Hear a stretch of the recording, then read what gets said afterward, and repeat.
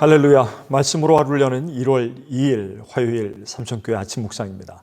오늘 말씀은 창세기 1장 1절 그리고 2절 말씀입니다. 태초에 하나님이 천지를 창조하시니라. 땅이 혼돈하고 공허하며 흑암이 깊음 위에 있고 하나님의 영은 수면 위에 운행하시니라. 아멘. 2024년 새해가 밝았습니다. 새해 복 많이 받으시기 바랍니다. 신학자인 라인홀드 니부어의 유명한 평온을 구하는 기도문이 있습니다.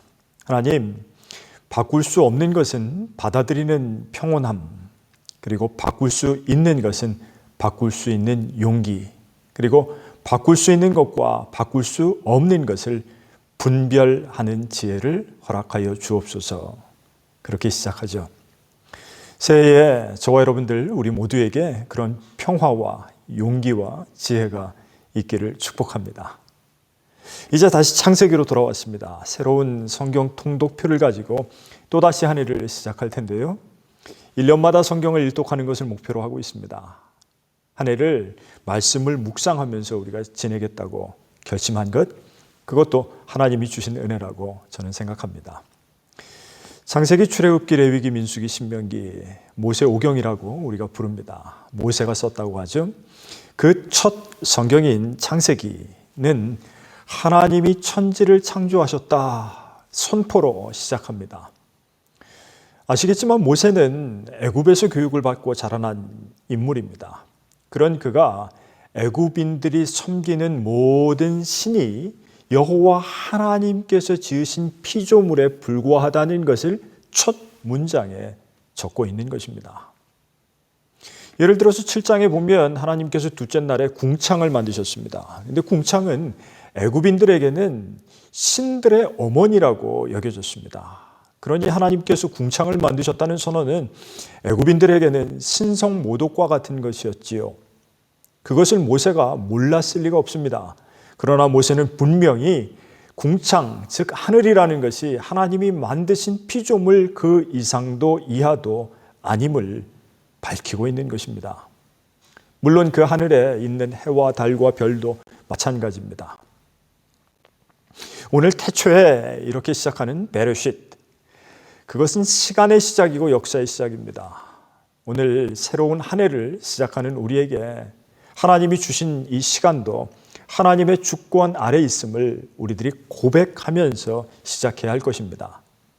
그것을 우리가 인식한다면 우리에게 주어진 이 시간이 하나님의 창조 질서 아래 놓이게 해야 하는 것이죠. 그러니 시간을 함부로 소모하고 공허한 것으로 만들어 버리는 것은 하나님의 창조에 위배되는 것일 겁니다. 칼바르트에 의하면 이 공허와 혼돈은 하나님의 은혜를 부정하는 것이라고 합니다. 기독교적인 의미로 말하면 악이라는 것이죠.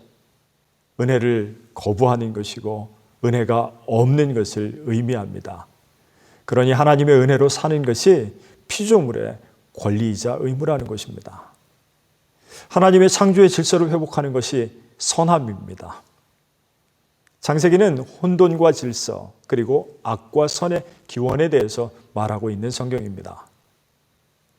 올 한 해를 시작하면서 우리는 우리의 인생을 어떻게 살까 생각해보면서 시작해야겠죠. 다시 혼돈하고 공허한 무질서의 상태로 돌아가면서 하나님의 은혜를 거부하는 악함 속에 살아가야 할까요? 그래서는 안 될 것입니다. 하나님은 하나님의 질서 안에 있는 우리의 모습을 보시기에 심히 좋았다고 말씀하십니다. 교회는 세상을 혼란하게 해서는 안 됩니다. 세상에 하나님의 질서를 바로 세워가야 합니다. 또한 하나님의 창조 질서 아래 바로 놓여진 우리의 삶이 하나님을 기억하면서 살아가는 삶이 될 때 참된 그리스도인들의 출발점이 될 줄로 믿습니다. 예수님께서도 그 창조의 질서를 회복하시기 위해서 우리에게 오셨습니다. 새해를 맞이하는 오늘 크게 심호흡하시면서 신을 고쳐매시고 하나님의 창조의 목적과 질서 안으로 우리의 삶을 자리매김하는 시작 되시기를 주님의 이름으로 간절히 축원합니다. 기도하겠습니다. 천지를 창조하신 아버지 하나님, 혼돈과 흑암 가운데 질서와 빛을 주시니 감사합니다. 주님의 백성인 우리가 창조의 질서에 역행하지 않게 하옵소서. 은혜 가운데 살며 이 땅에 창조 질서를 선포하는 그리스도인들이 되게 하여 주옵소서.